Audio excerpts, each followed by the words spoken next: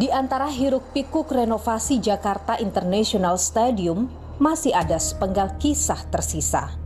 Nasib warga gusuran stadion mewah di utara Jakarta. Alih-alih tinggal di rusun yang dipersiapkan, mereka memilih bertahan di kawasan JIS dengan hidup nestapa. Ada apa? Saya akan mencari jawabnya.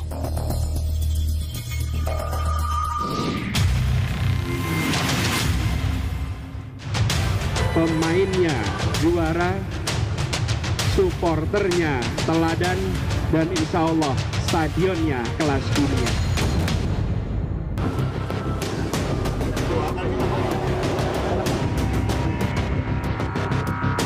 Existing sekarang hanya 1, jadi akan kita tambah lagi 5 akses lagi.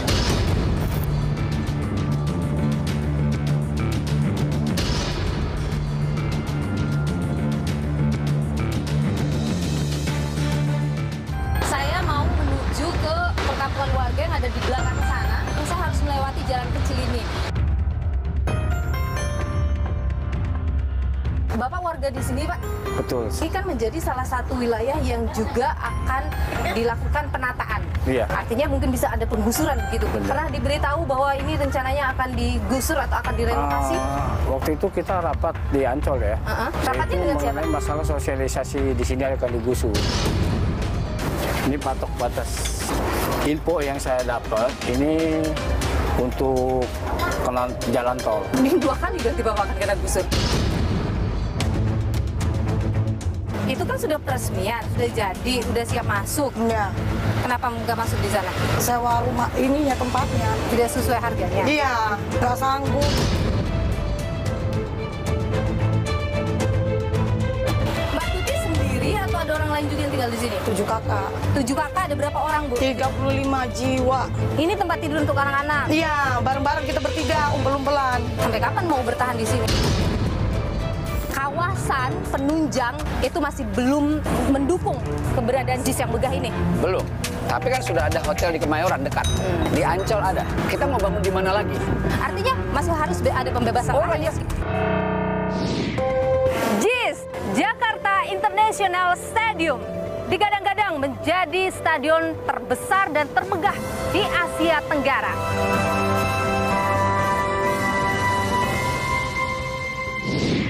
Stadion yang berdiri di Jakarta Utara ini bahkan disandingkan dengan Stadion Santiago Bernabeu, markas klub sepak bola raksasa Eropa Real Madrid, karena memiliki kapasitas penonton lebih dari 80.000 penonton. JIS disebut tengah dipersiapkan sebagai salah satu stadion penyelenggara Piala Dunia U17 November mendatang. Namun, JIS dianggap belum memenuhi standar FIFA. Makin ramai kala Buro Happold, perusahaan konsultan desain terkemuka asal Inggris, buka suara. Buro Happold menyatakan sejumlah aspek pembangunan JIS tidak sesuai panduan. Hal ini sekaligus mengklarifikasi peran dan kontribusi Buro Happold dalam pembangunan JIS. Buro Happold menegaskan tidak mendesain dan tidak terlibat dalam pekerjaan konstruksi. Buro Happold hanya membuat panduan desain JIS serta memberikan jasa konsultasi selama Desember 2018 hingga Maret 2019. Kami lantas mencari arsitek yang ikut mendesain JIS untuk mencari tahu di mana letak ketidakstandaran JIS, karena mulai dari akses pintu masuk hingga rumput jadi sorotan. Kelihatan sekali bahwa akses memang ke arah stadion, memang daya dukung lahannya memang belum sesuai dengan satu gedung fungsi stadion olahraga yang kapasitasnya begitu besar. Dalam master plan sebenarnya ada 4 akses atau pintu masuk menuju ke Jakarta International Stadium, yakni rem barat, rem timur, pintu utara, dan pintu selatan. Rem barat merupakan pintu masuk utama yang difungsikan dan telah terintegrasi dengan halte Transjakarta.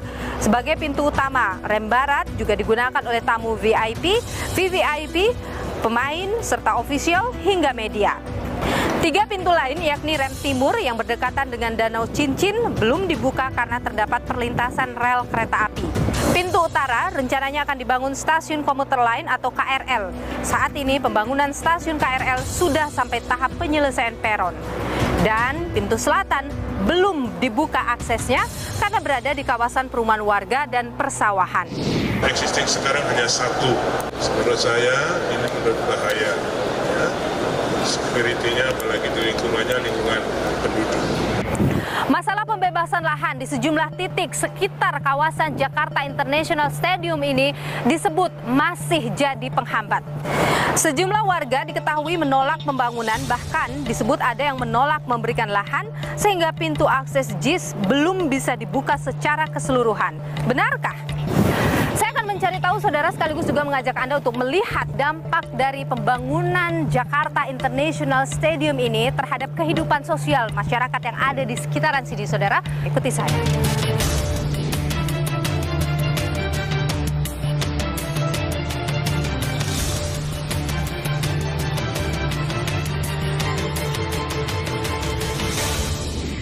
Saya ada di pintu selatan, saudara. Ini pintu selatan masuk ke dalam Jakarta International Stadium, dan saya mau menuju ke perkampungan warga yang ada di belakang sana. Tapi sayangnya saya tidak bisa menggunakan akses pintu selatan ini untuk menuju ke belakang. Saya harus melewati jalan kecil ini, dan jalan kecil ini juga yang digunakan atau dimanfaatkan oleh warga untuk keluar masuk dari perkampungan mereka untuk anak-anak mereka sekolah atau aktivitas lainnya. Ikuti saya ke dalam, saudara.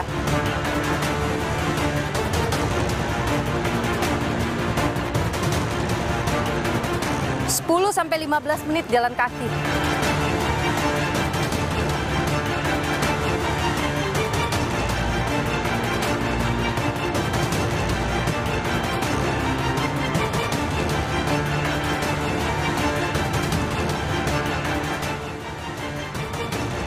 Ini kabel listrik, dan ini masih aktif, tapi ini sangat berbahaya karena lapisannya sudah terkelupas sih. Kalau misalnya warga aktif lewat sini kenapa-napa, bisa saja kesengat oleh listrik ini.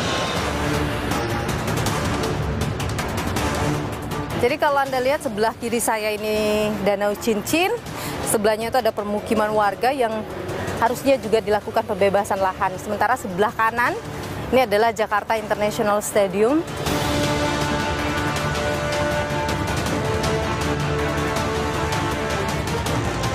Ini adalah pintu sebenarnya untuk bisa masuk ke dalam JIS, tapi ini digembok ya.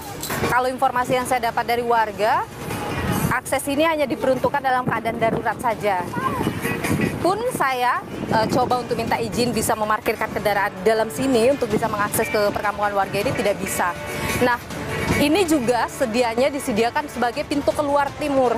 Harusnya bisa lewat di sini begitu. Ini tapi masih terhalang karena masalah pembebasan lahan warga di sini. Kita coba untuk dapat informasi lebih banyak soal warga yang ada di sini. Pak, ini lu. Bapak rumah di sini? Iya. Punya sertifikatnya? Belum. Jadi Tanah begitu aja. Hanya menggunakan saja? Ya, betul. Tinggal di sini udah berapa lama tuh, Pak? Setelah gusuran dari situ. Oh, Bapak dulu rumah di dalam situ juga, betul. Terus gusur di sini? Iya. Ini kan juga mau digusur kan untuk pembangunan JIS? Saya belum tahu pasti kapan, kan belum tahu. Oh, biasanya ini jadi pintu untuk pintu keluar ya? Gitu kan.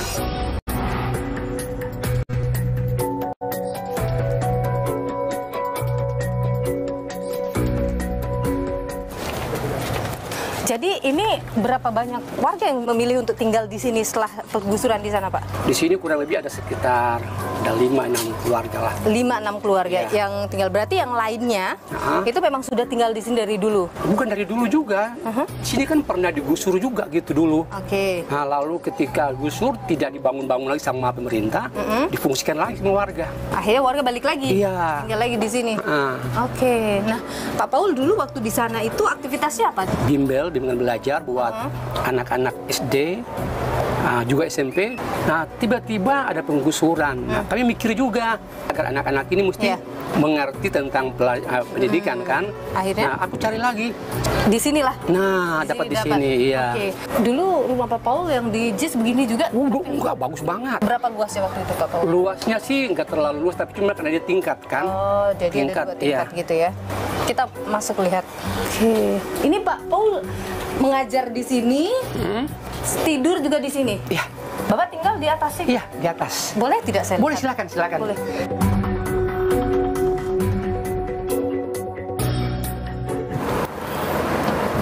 Wah. Ukuran berapa ini, Pak? Ini ukuran 2 kali 2,5 kalau nggak salah. Panas sekali nih. Atapnya seng. Ini kalau kehujanan dong, Pak? Iya.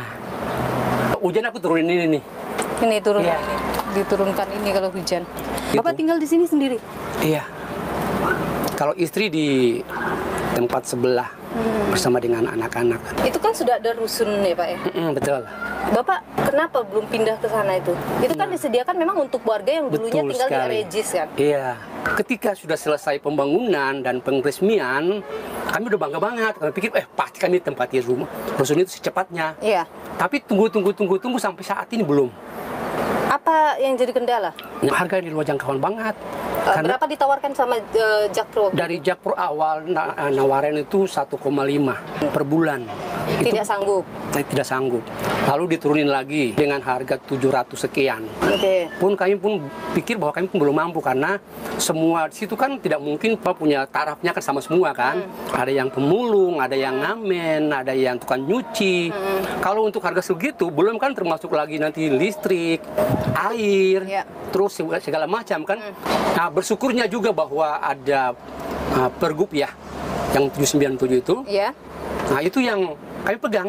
Oke, bahwa ini adalah wilayah prioritas. Iya, dikatakan bahwa memang benar-benar di tempat ini adalah tempat yang khusus untuk orang-orang yang kurang mampu. Iya, kurang mampu. Sehingga harga sewanya itu di bawah standar. Oke, sementara yang digunakan oleh Jakpro adalah sesuai dengan standar umum. Oke, sehingga tidak sesuai, maka warga tidak bisa pindah ke sana. Betul. Kita turun lagi ya, Pak? Iya. Kalau ini kemudian nanti digusur lagi, Bapak belum mau juga pindah ke sana meskipun harganya di luar jangkauan. Nah, itu dia yang kita sedang pikirkan kan. Karena itu kan dibuat kan bukan buat untuk per orang kan, buat per kelompok gitu loh. Oke, dalam kelompok itu ada yang mampu, ada yang nggak mampu. Nah, itu yang harus dicarikan solusinya gitu ya. Baik, Pak Paul, terima kasih sudah berbagi cerita, informasi juga sudah dikasih lihat, tapi mudah-mudahan tetap semangat ya, Pak. Saya mau berkeliling lagi lihat yang lain. Ini patok batas penggusuran. Oh, ini dia patoknya. Iya. Ini info yang saya dapat ini untuk jalan tol.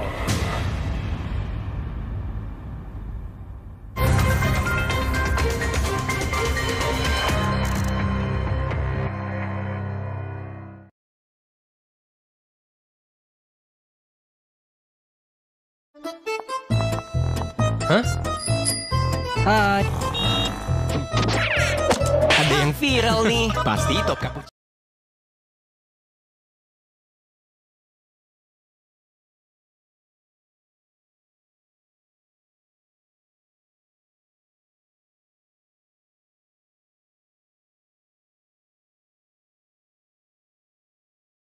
Existing sekarang hanya 1, ya akan kita tambah lagi 5 akses lagi. Patok batas. Info yang saya dapat ini untuk jalan tol. Ini 2 kali berarti Bapak akan kena gusur. Mbak Tuti sendiri atau ada orang lain juga yang tinggal di sini? 7 kakak. 7 kakak, ada berapa orang, Bu? 35 jiwa. Di Lu, Senin 17 Juli, pukul 8:30 malam di Kompas TV. Existing sekarang hanya 1, ya akan kita tambah lagi 5 akses lagi. Patok batas. Info yang saya dapat ini untuk jalan tol. Ini 2 kali berarti Bapak akan kena gusur. Mbak Tuti sendiri atau ada orang lain juga yang tinggal di sini? 7 kakak. 7 kakak, ada berapa orang, Bu? 35 jiwa. Di Lu, Senin 17 Juli, pukul 8:30 malam di Kompas TV. Existing sekarang hanya 1, ya akan kita tambah lagi 5 akses lagi.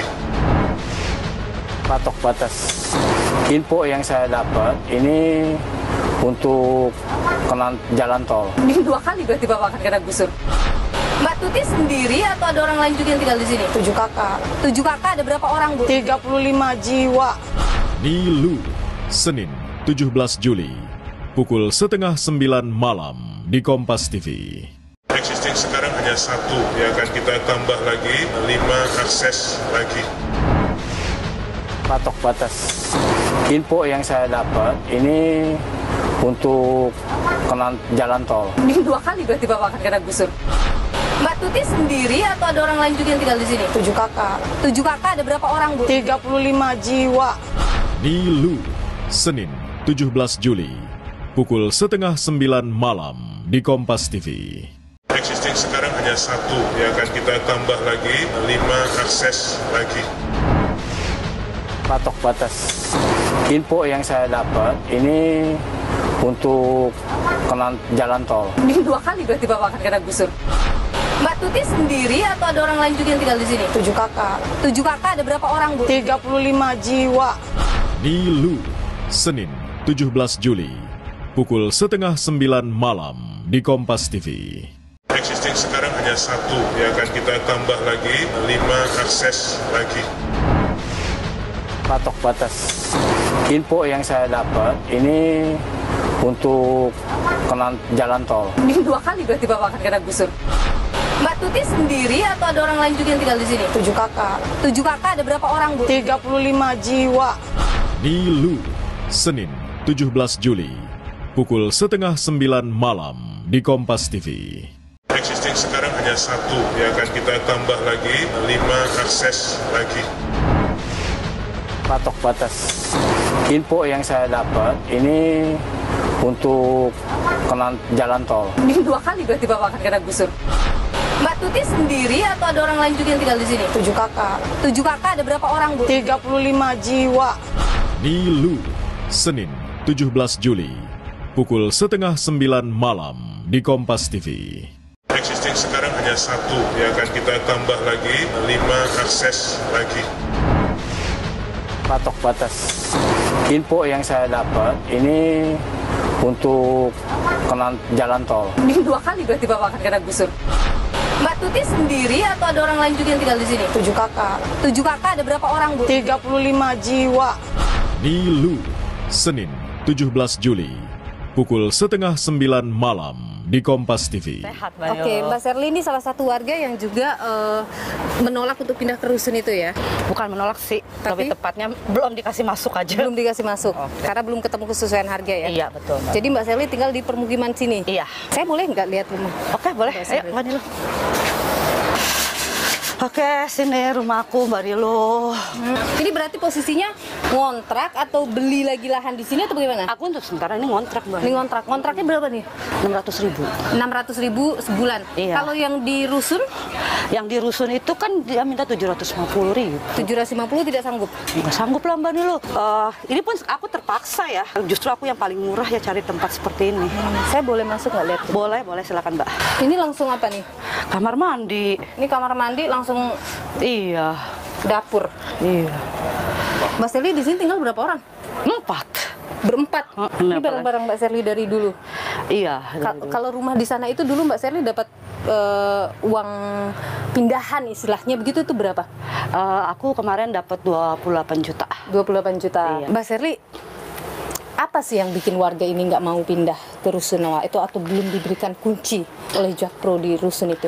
Ya karena dari awal itu tidak ada kesepakatan soal harga gitu loh. Warga kemampuan warga itu ya minimal ya seenggaknya 600, Mbak. Memangnya dari awal itu tidak diberitahu oleh pihak Jakpro misalnya atau yang membangun itu bahwa nanti harga rusunnya ini segini gitu? Ketika tanggal 18 Oktober setelah peresmian baru kita udah dikasih tahu harga. Padahal kita udah pegang nomor unit. Kenapa waktu itu, waktu awal membangun itu dibangun, warga tidak bertanya, Pak, nanti rumah rusun itu harganya berapa? Namanya kita juga termasuk yang seperti kampung-kampung prioritas yang lain ya. Ini kan udah ada di Kepgub ya. Jadi kita pikirnya udahlah berarti ini kita kampung prioritas. Oke. Jadi kalau kampung prioritas harganya? Harganya kalau untuk gedung yang 4 lantai itu maksimal itu 394. Oke.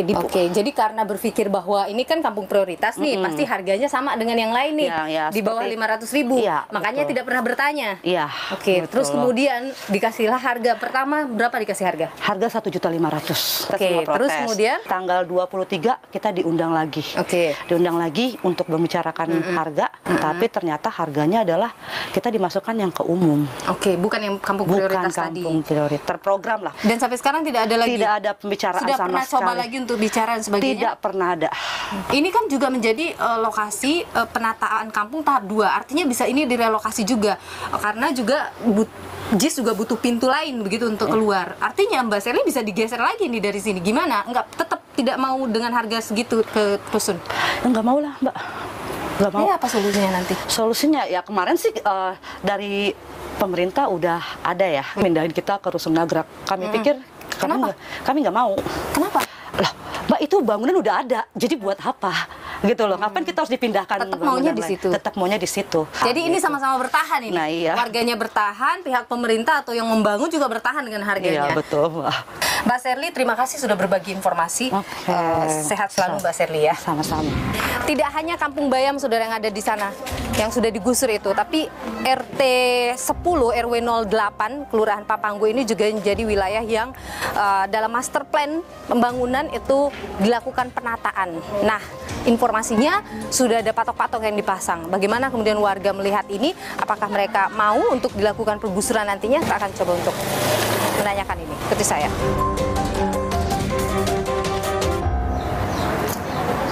Permisi. Mbak. Pak, maaf mengganggu. Bapak warga di sini, Pak? Betul, saya pindahan dari Kebun Bayam, Mbak. Oh, dulu Bapak di Kampung Bayam itu ya? Korban gusuran dari JIS. Terus kemudian Bapak tinggal di sini? Iya. Ini masih satu kelurahan ya dengan kampung di sana? Iya. Oke. Jadi ini adalah RW 08 RT 10. RT 10. Iya. Kelurahan Papanggo ya? Iya. Oke. Bapak tinggal di sini rumah sendiri atau Rumah sendiri. Rumah sendiri, Iya. beli di sini ya. Kalau kita lihat dalam master plan nih Pak pembangunan, ini kan menjadi salah satu wilayah yang juga akan dilakukan penataan. Iya. Artinya mungkin bisa ada penggusuran begitu. Bapak pernah dengar hal seperti itu juga? Iya. Diberitahu bahwa ini rencananya akan digusur atau akan direlokasi? Waktu itu kita rapat di Ancol ya. Rapatnya dengan siapa? Mengenai masalah sosialisasi di sini akan digusur. Oke. Itu juga kan ada patoknya. Mana patoknya? Boleh lihat Pak? Boleh. Oke, kita lihat coba patoknya. Ini patok batas penggusuran. Oh, ini dia patoknya. Iya. Ini info yang saya dapat ini untuk jalan tol. Oke. Ini rumah Bapak? Iya. Oke, baik. Ini rumah Bapak. Ini patok ini menandakan batasnya akan sampai di sini gusur atau mulai dari sini atau gimana? Sampai di sini. Sampai di sini. Berarti yang ke sana itu tidak ada? Kena juga. Kena juga. Oke. Cuma mungkin beberapa rumah ke sana. Oke. Nah, kalau ini akan dilakukan penggusuran sudah dipasangin patok. Bapak gimana Pak? Kalau ini 2 kali berarti Bapak akan kena gusur? Ya kalau sepanjang itu masih manusiawi, tetap kita juga nggak mau menghalangi program pemerintah ya. Artinya kita apresiasi lah ya. Cuma tolong kita juga kan manusia. Perlu dari sini kita punya tempat tinggal, perlu tempat tinggal yang baru. Dan belum dikasih tahu juga kapan mungkin penggusuran bisa dilakukan? Belum ada. Saya juga tanya-tanya warga sini, bahkan saya tanya ke Pak RT juga belum ada yang tahu. Belum ada yang tahu ya. Belum tapi kapan pelaksanaannya itu. Oke, tapi intinya sudah diberitahu dan sudah dibikinkan patok, itu artinya sudah dipastikan dan Bapak tidak apa-apa kalau digusur asalkan kompensasinya sesuai. Iya. Kalau dari warga-warga sekitar nih Pak, info yang Bapak dapat, mereka mau gitu digusur Pak?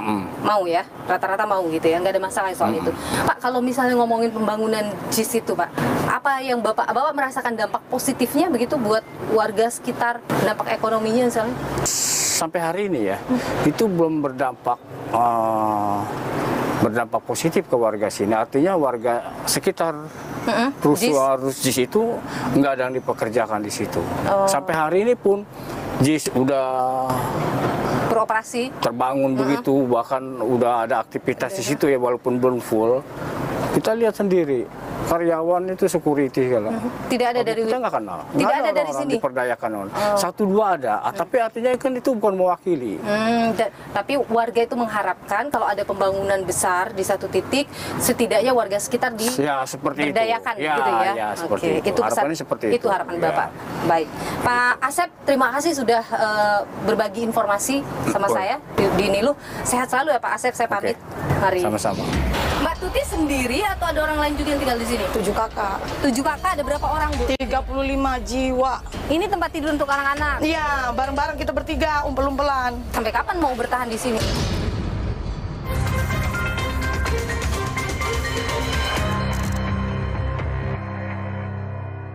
Untuk si kecil yang sensitif susu sapi, kuberikan Morinaga. Existing sekarang hanya 1, ya akan kita tambah lagi 5 akses lagi. Patok batas. Info yang saya dapat ini untuk jalan tol. Ini 2 kali berarti Bapak akan kena gusur. Mbak Tuti sendiri atau ada orang lain juga yang tinggal di sini? 7 kakak. 7 kakak, ada berapa orang, Bu? 35 jiwa. Nilu, Senin 17 Juli, pukul 8:30 malam di Kompas TV. Existing sekarang hanya 1, ya akan kita tambah lagi 5 akses lagi. Patok batas. Info yang saya dapat ini untuk jalan tol. Ini 2 kali berarti Bapak akan kena gusur. Mbak Tuti sendiri atau ada orang lain juga yang tinggal di sini? 7 kakak. 7 kakak, ada berapa orang, Bu? 35 jiwa. Nilu, Senin 17 Juli, pukul 8:30 malam di Kompas TV. Existing sekarang hanya 1, ya akan kita tambah lagi 5 akses lagi. Patok batas. Info yang saya dapat ini untuk jalan tol. Ini 2 kali berarti Bapak akan kena gusur. Mbak Tuti sendiri atau ada orang lain juga yang tinggal di sini? 7 kakak. 7 kakak, ada berapa orang, Bu? 35 jiwa. Nilu, Senin 17 Juli, pukul 8:30 malam di Kompas TV. Existing sekarang hanya 1, ya akan kita tambah lagi 5 akses lagi. Patok batas. Info yang saya dapat ini untuk jalan tol. Ini 2 kali berarti Bapak akan kena gusur. Mbak Tuti sendiri atau ada orang lain juga yang tinggal di sini? 7 kakak. 7 kakak, ada berapa orang, Bu? 35 jiwa. Nilu, Senin 17 Juli, pukul 8:30 malam di Kompas TV. Existing sekarang hanya 1, ya akan kita tambah lagi 5 akses lagi. Patok batas. Info yang saya dapat ini untuk jalan tol. Ini 2 kali berarti Bapak akan kena gusur. Mbak Tuti sendiri atau ada orang lain juga yang tinggal di sini? 7 kakak. 7 kakak, ada berapa orang, Bu? 35 jiwa. Nilu, Senin 17 Juli, pukul 8:30 malam di Kompas TV. Existing sekarang hanya 1, ya akan kita tambah lagi 5 akses lagi. Patok batas. Info yang saya dapat ini untuk jalan tol. Ini 2 kali berarti Bapak akan kena gusur. Mbak Tuti sendiri atau ada orang lain juga yang tinggal di sini? 7 kakak. 7 kakak, ada berapa orang, Bu? 35 jiwa. Nilu, Senin 17 Juli, pukul 8:30 malam di Kompas TV. Existing sekarang hanya 1, ya akan kita tambah lagi 5 akses lagi. Patok batas. Info yang saya dapat ini untuk jalan tol. Ini 2 kali berarti Bapak akan kena gusur. Mbak Tuti sendiri atau ada orang lain juga yang tinggal di sini? 7 kakak. 7 kakak, ada berapa orang, Bu? 35 jiwa. Nilu, Senin 17 Juli, pukul 8:30 malam di Kompas TV. Existing sekarang hanya 1, ya akan kita tambah lagi 5 akses lagi. Patok batas. Info yang saya dapat ini untuk jalan tol. Ini 2 kali berarti Bapak akan kena gusur. Mbak Tuti sendiri atau ada orang lain juga yang tinggal di sini? 7 kakak. 7 kakak, ada berapa orang, Bu? 35 jiwa. Nilu, Senin 17 Juli, pukul 8:30 malam di Kompas TV. Existing sekarang hanya 1, ya akan kita tambah lagi 5 akses lagi. Patok batas. Info yang saya dapat ini untuk jalan tol. Ini 2 kali berarti Bapak akan kena gusur. Mbak Tuti sendiri atau ada orang lain juga yang tinggal di sini? 7 kakak. 7 kakak, ada berapa orang, Bu? 35 jiwa. Nilu, Senin 17 Juli, pukul 8:30 malam di Kompas TV. Existing sekarang hanya 1, ya akan kita tambah lagi 5 akses lagi. Patok batas. Info yang saya dapat ini untuk jalan tol. Ini 2 kali berarti Bapak akan kena gusur. Mbak Tuti sendiri atau ada orang lain juga yang tinggal di sini? 7 kakak. 7 kakak, ada berapa orang, Bu? 35 jiwa. Nilu, Senin 17 Juli, pukul 8:30 malam di Kompas TV. Existing sekarang hanya 1, ya akan kita tambah lagi 5 akses lagi. Patok batas. Info yang saya dapat ini untuk jalan tol. Ini 2 kali berarti Bapak akan kena gusur. Mbak Tuti sendiri atau ada orang lain juga yang tinggal di sini? 7 kakak. 7 kakak, ada berapa orang, Bu? 35 jiwa. Nilu, Senin 17 Juli, pukul 8:30 malam di Kompas TV. Existing sekarang hanya 1, ya akan kita tambah lagi 5 akses lagi. Patok batas.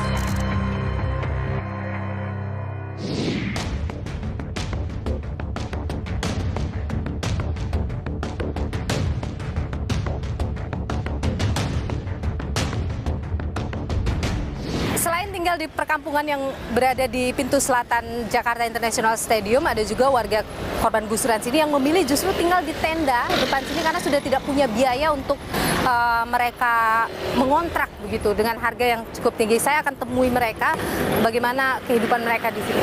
Saya permisi. Iya. Halo Mbak Tuti. Iya, kita janjian ya ketemu sama Mbak Tuti. Iya. Mbak Tuti sehari-hari tinggal di sini ya? Iya, Kak. Setelah digusur dari Taman BMW Kebun Bayam, terus kemudian dipindahkan direlokasi untuk sewa kontrak rumah selama 1 tahun. Oke, waktu itu dikasih duit berapa? Saya dikasih duit 22 juta. Oke, untuk pindahan, untuk mobilisasi, bongkar rumah, sama sewa rumah setahun. Setelah setahun? Ya setelah setahun saya tidur di pinggiran rel, kena gusur lagi karena lanjut ini proyek tol. Oh betul. Tapi kan di belakang situ udah disiapkan rusun Mbak Tuti ya?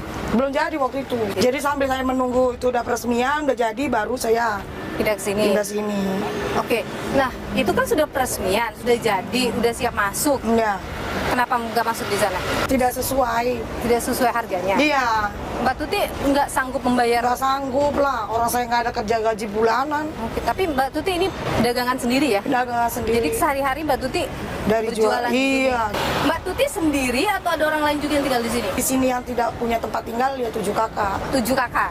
Jadi ini terbagi-bagi ya? Ini tempatnya Mbak Tuti? Iya. Oke, boleh lihat nggak sih? Boleh, silakan masuk dalam. Di dalam tempat segini 3 anggota jiwa. Ini tempat tidur untuk anak-anak? Iya, bareng-bareng kita bertiga, umpel-umpelan. Ini panas sekali kalau siang Mbak Tuti. Banget panas. Rel. Dan kalau malam nyamuk. Nyamuk. Hujan dingin juga cuacanya. Lagi makan apa ini? Lagi makan Indomie. Makan mie instan buat makan siang. Ini dapur? Dapur untuk rame-rame. Dapur umum. Ini dapur umumnya. Mbak Tuti tidur di sini, dapurnya sebelah sini. Iya, betul. Ini tempat tidur ini berdua sama anaknya. Anaknya 1. Anak 1 tidur di sini. Iya. Ini. Nah ini itu berapa nih di sini? Satu keluarga. Permisi Pak ya, maaf mengganggu Pak. Ini di belakang situ apa Bu? Itu kamar juga.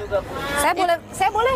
Boleh, silakan. Di situ nempatin 6 jiwa, 1 keluarga, 4 anak, 2 suami istri. Ini tempat di sini sholat. 1 keluarga. Ini 1 keluarga lagi di sini? Iya. 1 keluarga buat 4 orang. Ini? Anak 2. Yang iya. segini ini? Iya. Kan 7 keluarga. Ini kalau Anda lihat, ini ada rel. Ini tuh adalah sebenarnya pintu untuk masuk. Iya, pintu utama Kampung Susun Bayam, langsung lurus.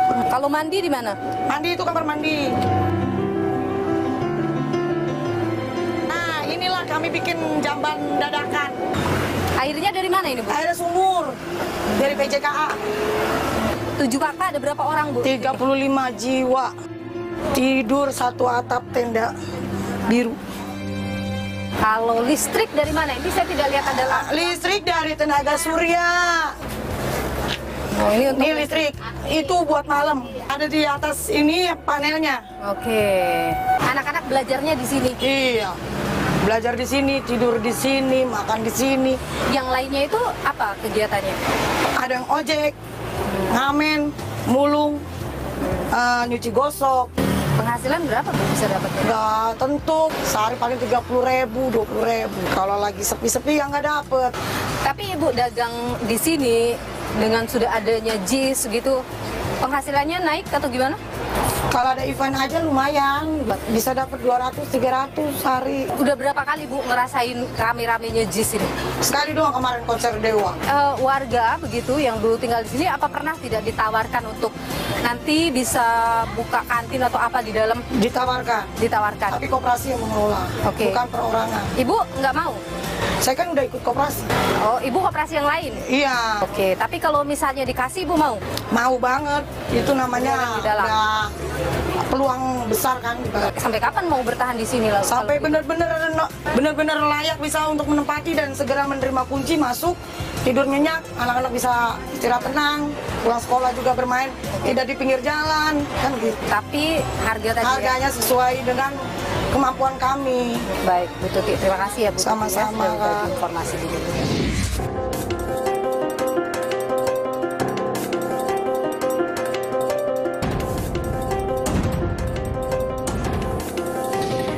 Jakarta International Stadium berdiri megah di antara permukiman warga.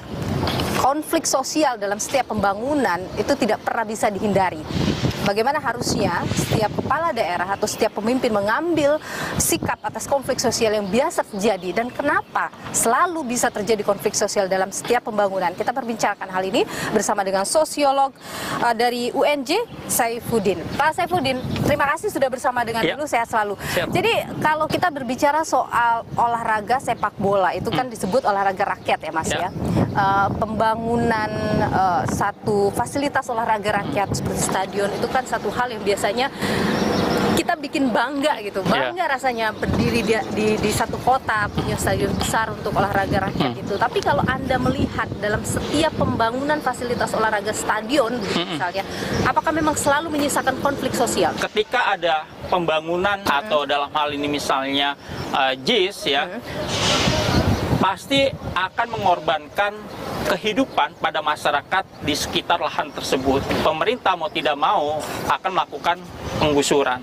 Nah, penggusuran ini yang pasti menyisakan berbagai persoalan-persoalan sosial di masyarakat. Pemerintah tidak serta-merta memindahkan tempat tinggal warga setempat saja, tetapi juga di situ ada harapan, ada kehidupan yang harus bisa diakomodasi oleh pemerintah setempat. Dalam hal ini misalnya pekerjaan atau akses pendapatan bagi masyarakat. Artinya kalau misalnya pemerintah memberikan kompensasi atas pergusuran itu, tidak selesai sampai di situ? Kompensasi ini kan sifatnya material, akan habis.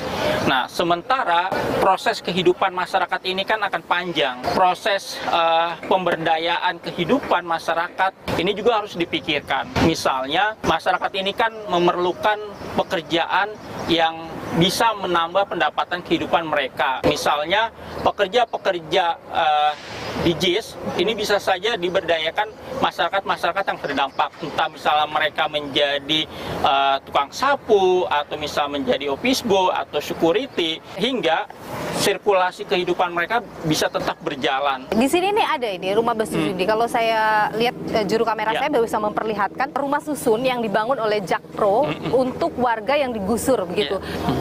Tapi warga tetap tidak mau dengan alasan maunya harganya di bawah 500.000. Nah, artinya sebenarnya pemerintah mencoba menghadirkan solusi tadi itu, tapi tidak bisa. Bagaimana Anda melihat hal seperti itu? Hal yang paling bisa ditempuh adalah bagaimana bisa meningkatkan pendapatan warga supaya mereka bisa tetap mengakses dengan nominal yang sudah ditetapkan oleh PT Jakpro itu sendiri. Yang tadi saya sampaikan, memberdayakan mereka menjadi pekerja di JIS. Dan nanti tiap bulannya sudah otomatis dipotong gaji untuk biaya tempat tinggal itu mereka. Bisa jadi solusi itu begitu bisa ya. Jadi solusi misalnya. Ya, mudah-mudahan itu dikalkulasi oleh pemerintah selanjutnya yang kemudian mungkin bisa mencarikan solusi. Persoalan jadi semakin kompleks karena ada simbol yang namanya local strongman. Adalah orang-orang lokal masyarakat yang punya kepentingan yang juga menjadi penggerak supaya masyarakat juga ikut menolak. Nah, oleh karena itu pendekatan yang harus digunakan adalah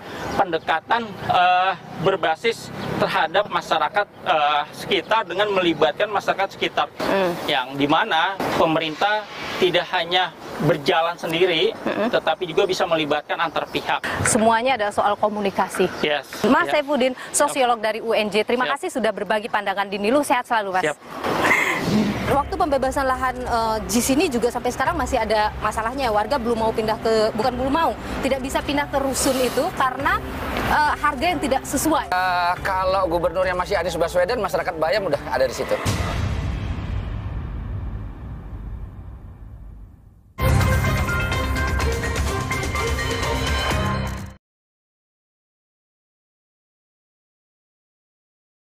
Existing sekarang hanya 1, ya akan kita tambah lagi 5 akses lagi.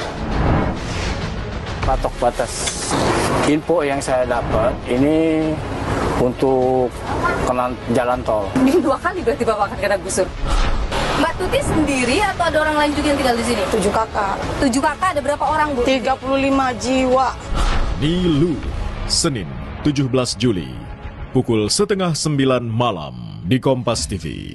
Existing sekarang hanya 1, ya akan kita tambah lagi 5 akses lagi. Patok batas. Info yang saya dapat ini untuk jalan tol. Ini 2 kali berarti Bapak akan kena gusur. Mbak Tuti sendiri atau ada orang lain juga yang tinggal di sini? 7 kakak. 7 kakak, ada berapa orang, Bu? 35 jiwa. Niluh, Senin 17 Juli, pukul 8:30 malam di Kompas TV. Existing sekarang hanya 1, ya akan kita tambah lagi 5 akses lagi. Patok batas. Info yang saya dapat ini untuk jalan tol. Ini 2 kali berarti Bapak akan kena gusur. Mbak Tuti sendiri atau ada orang lain juga yang tinggal di sini? 7 kakak. 7 kakak, ada berapa orang, Bu? 35 jiwa. Niluh, Senin 17 Juli, pukul 8:30 malam di Kompas TV. Existing sekarang hanya 1, ya akan kita tambah lagi 5 akses lagi. Patok batas. Info yang saya dapat ini untuk jalan tol. Ini 2 kali berarti Bapak akan kena gusur. Mbak Tuti sendiri atau ada orang lain juga yang tinggal di sini? 7 kakak. 7 kakak, ada berapa orang, Bu? 35 jiwa. Niluh, Senin 17 Juli, pukul 8:30 malam di Kompas TV. Existing sekarang hanya 1, ya akan kita tambah lagi 5 akses lagi. Patok batas. Info yang saya dapat ini untuk jalan tol. Ini 2 kali berarti Bapak akan kena gusur. Mbak Tuti sendiri atau ada orang lain juga yang tinggal di sini? 7 kakak. 7 kakak, ada berapa orang, Bu? 35 jiwa. Niluh, Senin 17 Juli, pukul 8:30 malam di Kompas TV. Existing sekarang hanya 1, ya akan kita tambah lagi 5 akses lagi. Patok batas. Info yang saya dapat ini untuk jalan tol. Ini 2 kali berarti Bapak akan kena gusur. Mbak Tuti sendiri atau ada orang lain juga yang tinggal di sini? 7 kakak. 7 kakak, ada berapa orang, Bu? 35 jiwa. Niluh, Senin 17 Juli, pukul 8:30 malam di Kompas TV. Existing sekarang hanya 1, ya akan kita tambah lagi 5 akses lagi. Patok batas. Info yang saya dapat ini untuk jalan tol. Ini 2 kali berarti Bapak akan kena gusur. Mbak Tuti sendiri atau ada orang lain juga yang tinggal di sini? 7 kakak. 7 kakak, ada berapa orang, Bu? 35 jiwa. Niluh, Senin 17 Juli, pukul 8:30 malam di Kompas TV. existing sekarang hanya 1, ya akan kita tambah lagi 5 akses lagi.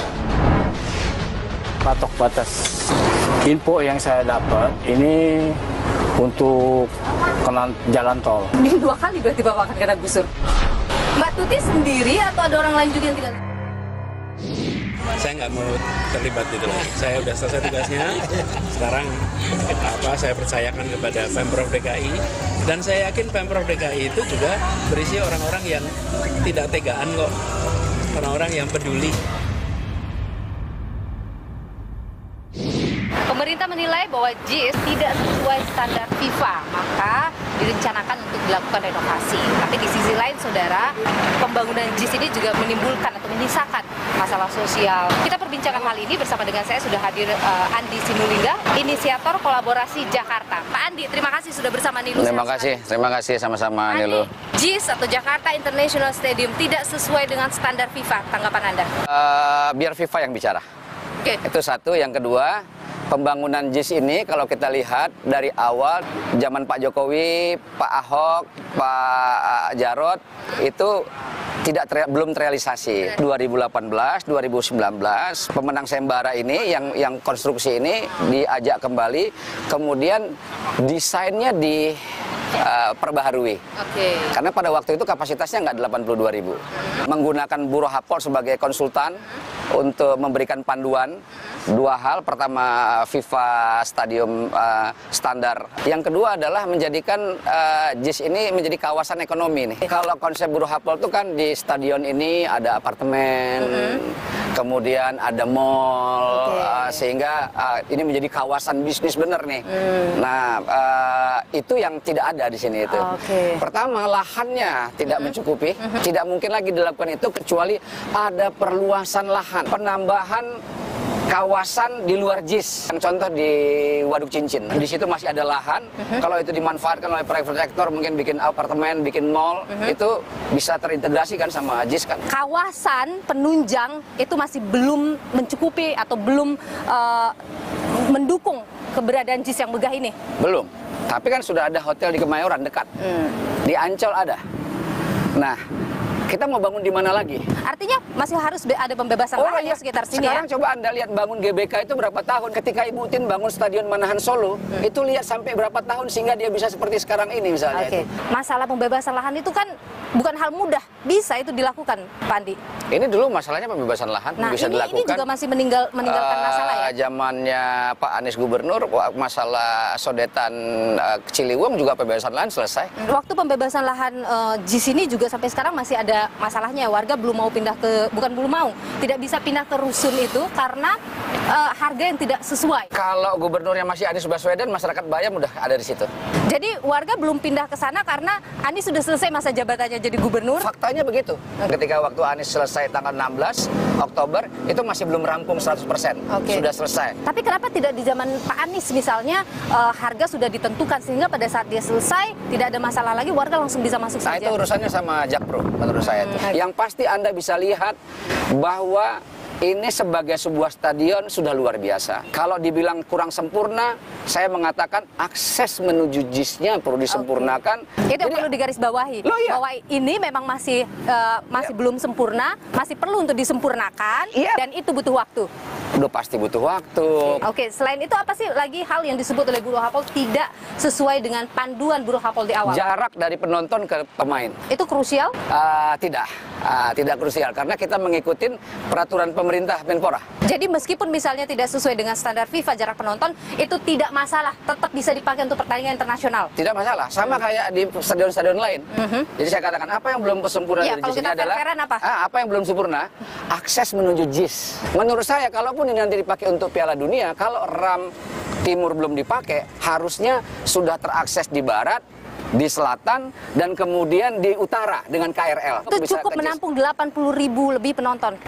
Kedua, kalau kita lihat misalnya dalam kasus konser Dewa 19 misalnya, itu kan dipermasalahkan. Konser Dewa itu selesainya saja jam 12 lewat, mulainya terlambat. Mereka jam 12 nggak operasi lagi gitu. Jadi itu soal I.O. Nah sekarang lihat waktu peresmian JIS yang sampai 70.000. Ada masalah nggak? Nggak ada masalah. Kalau bicara U17, yang paling penting adalah kesiapan tim nasional kita. Jangan kita ribut-ribut kayak begini. Nanti begitu main tim nasional, baru babak kualifikasi sudah kalah. Jangan sampai begitu. Nah kalau sudah kalah, nanti U17 tuh nggak ada penontonnya. Karena pasti kita yang meramaikan stadion itu. Jadi menyiapkan timnya lebih penting daripada ribut-ribut soal teknisnya ya. Ini urusan teknis, ini tim teknis PSSI aja. Pejabatnya nggak usah ngomong-ngomong terlalu ini gitu, terlalu rame. Pak Andi Sinulinga, inisiator kolaborasi Jakarta, terima kasih sudah berbagi pandangan di Niluh. Sehat selalu Pak Andi. Sama-sama. Rencana pembangunan Jakarta International Stadium sebenarnya sudah ada sejak zaman Gubernur Fauzi Bowo. Kami ajak Anda melihat sejarah pembangunan Jakarta International Stadium, juga stadion termegah lainnya yang dimiliki oleh Indonesia, Gelora Bung Karno.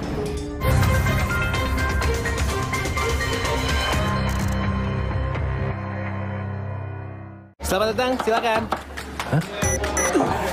Emangnya ada waktu buat sakit kepala? 7 kakak. 7 kakak ada berapa orang, Bu? 35 jiwa. Niluh, Senin 17 Juli, pukul 8:30 malam di Kompas TV.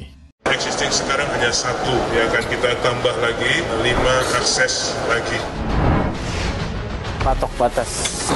Info yang saya dapat ini untuk jalan tol. Ini 2 kali berarti Bapak akan kena gusur. Mbak Tuti sendiri atau ada orang lain juga yang tinggal di sini? 7 kakak. 7 kakak ada berapa orang, Bu? 35 jiwa. Niluh, Senin 17 Juli, pukul 8:30 malam di Kompas TV. Existing sekarang hanya 1, ya akan kita tambah lagi 5 akses lagi. Patok batas. Info yang saya dapat ini untuk jalan tol. Ini 2 kali berarti Bapak akan kena gusur. Mbak Tuti sendiri atau ada orang lain juga yang tinggal di sini? 7 kakak. 7 kakak ada berapa orang, Bu? 35 jiwa. Niluh, Senin 17 Juli, pukul 8:30 malam di Kompas TV.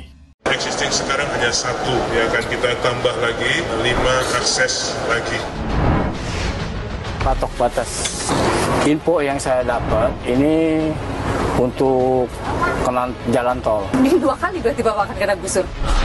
Mbak Tuti sendiri atau ada orang lain juga yang tinggal di sini? 7 kakak. 7 kakak ada berapa orang, Bu? 35 jiwa.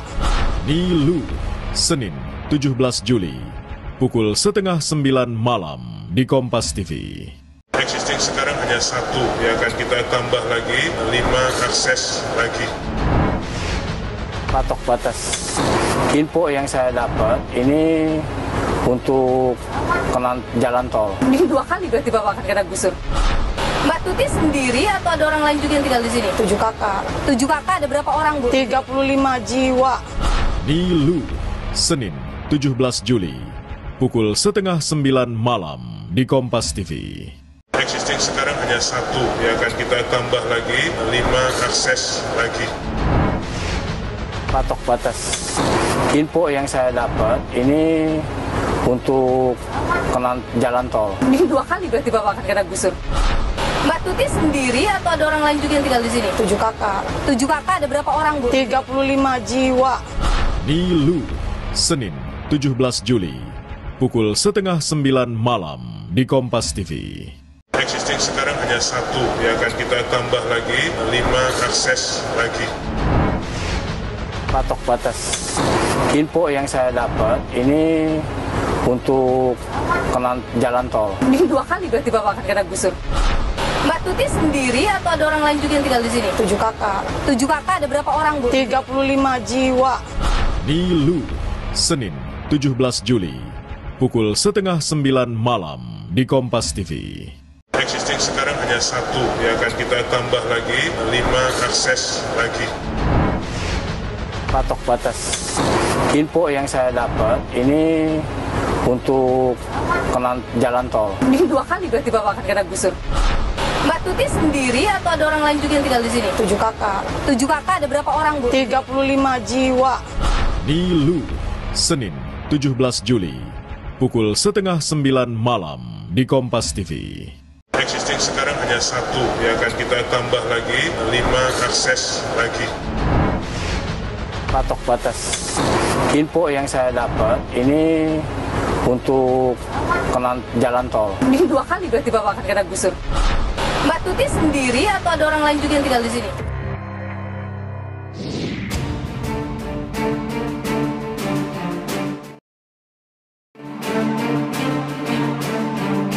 Pemainnya juara, supporternya teladan, dan insya Allah stadionnya kelas dunia. Sayang kalau stadion yang sudah begini nggak akan memenuhi syarat.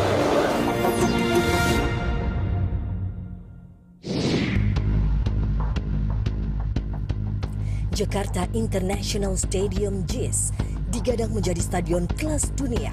Namun JIS disebut belum layak untuk pertandingan Piala Dunia U17 yang rencananya digelar November 2023. Penilaian standar kelayakan ini muncul setelah pemerintah pusat lakukan peninjauan ke JIS. Sejumlah titik di JIS disebut belum berstandar FIFA sehingga harus direnovasi. Jadi semua keroyokan untuk bisa, insya Allah nanti kalau diperiksa FIFA bisa memenuhi syarat untuk bisa dipakai. Sayang kalau stadion yang sudah begini nggak akan memenuhi syarat. Sangat disayangkan itu. Pasca meninjau JIS, pemerintah memastikan akan memperbaiki dan menambah 5 akses masuk keluar JIS, seraya menambahkan jembatan penyeberangan orang JPO di sekitaran JIS. Lahan parkir pun akan diperbaiki. Kapasitas disebut tidak sesuai dengan jumlah penonton.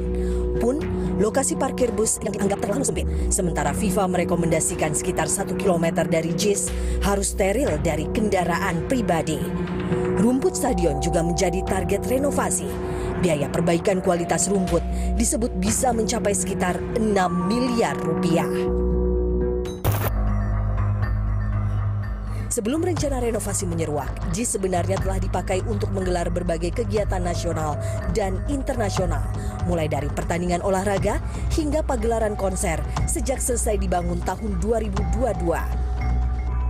Pada April 2022, JIS soft launching dengan menjadi saksi laga sepak bola antara Barcelona U18 dengan Atletico Madrid U18 di ajang International Youth Championship. Kemudian di bulan Juni 2022, hari ulang tahun Jakarta ke-495 berlangsung di stadion ini. Perayaan dihadiri hampir 70.000 pengunjung dari berbagai wilayah Jakarta dan sekitarnya. Teranyar, pagelaran konser musik band Dewa 19 Februari 2023. Meski dinilai sukses menghibur lebih dari 75.000 penonton, keluhan muncul lantaran infrastruktur JIS yang kurang mendukung. Kami masih berjarak 7 km, namun sudah terlihat kepadatan kendaraan sepanjang jalan menuju JIS. Dan karena kacaunya arus lalu lintas dan banyaknya orang yang terjebak di jalanan, saya dan teman-teman sepakat untuk turun dari kendaraan dan berjalan kaki sampai ke tujuan.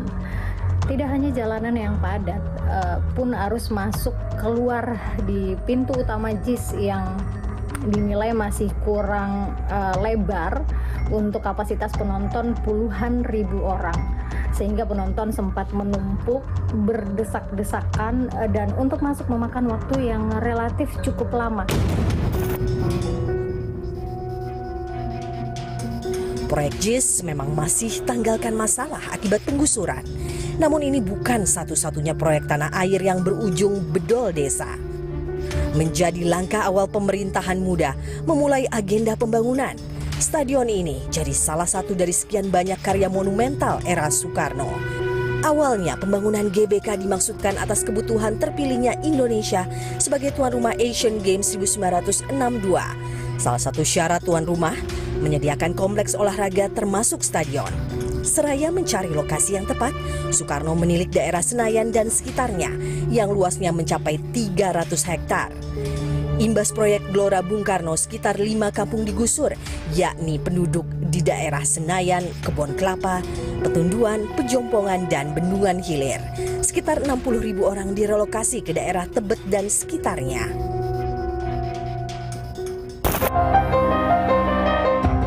Jakarta International Stadium menjadi salah satu representasi Indonesia di mata dunia. Tidak elok ketika pembangunannya diimbuhi dengan peliknya isu politik serta merugikan warga di sekitaran stadion. Alangkah baiknya pembangunan monumental menjadi tonggak kemajuan negara dan rakyatnya.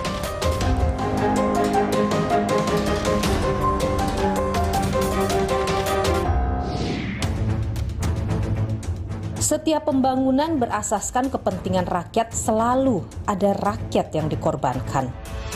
Demi menyempurnakan pembangunan, ancaman penggusuran membayangi para warga yang masih bertahan di sekitar stadion. Hunian layak masih jauh dari harapan. Lalu, sampai kapan mereka akan bertahan? Akankah kebijakan pemerintah berpihak pada mereka? Ikuti terus informasi perkembangan pemilu 2024 hanya di Kompas TV, independen, terpercaya. Saya, Niluh Puspa, sampai jumpa.